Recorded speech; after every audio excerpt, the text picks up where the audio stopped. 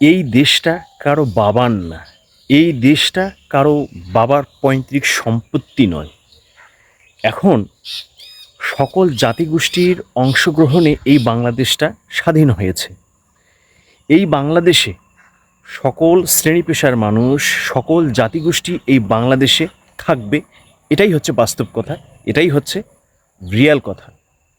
তো এখন কথা হলো, কিছু অপশক্তি এই বাংলাদেশে, কিছু স্বার্থান্বেষী মহল, কিছু সুযোগ সন্ধানী ব্যক্তি বর্তমান এই চলমান পরিস্থিতিতে সাম্প্রদায়িক উন্মাদনা সৃষ্টি করে ফায়দা লুটার একটা ধান্দা করতেছে। আমার একটা জিনিস বুঝে আসে না, এই বাংলাদেশে আমরা সকল জাতিগোষ্ঠী আমরা একসাথে মিলেমিশে থাকব।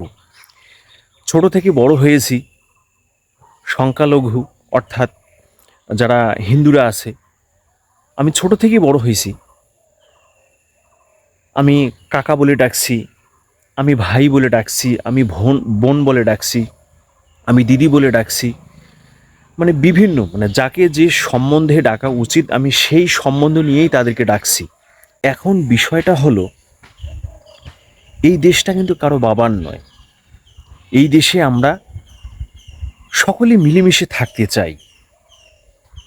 যে যেরকম ধরনের উন্মাদনা সৃষ্টি করুক না কেন, আমাদের কান দিলে চলবে না, আমাদের সজাগ থাকতে হবে। আমি মনে করি হিন্দু বৌদ্ধ খ্রিস্টান ঐক্য পরিষদ নয়, এটা হবে হিন্দু মুসলিম বৌদ্ধ খ্রিস্টান ঐক্য পরিষদ। আমরা সকলেই মানুষ, আমাদের শরীরের রক্ত একই রং। আমাদের মধ্যে কোনো ভেদাভেদ থাকবে না।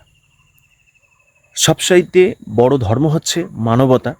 এই মানবতাকে আমাদের বেশি প্রাধান্য দিতে হবে। এই দেশে আমরা সকলেই মিলেমিশে থাকতে চাই। অতএব আমরা কোনো গুজবে কান দেব না। তবে হ্যাঁ, দু একটা জায়গায় যদি নির্বিচ্ছিন্ন ঘটনা যদি হয়ে থাকে, তাহলে অবশ্যই আমরা সকলেই মিলে এটাকে প্রতিহত করার চেষ্টা করব। আমি আবারও বলতেছি, আমরা কোনো সংঘাত চাই না। আমরা চাই একে অপরের প্রতি ভ্রাতৃত্ববোধ, ভালোবাসা। এটাই এটাই স্বাভাবিক, এটাই তো মানবতা, এটাই তো মানুষ।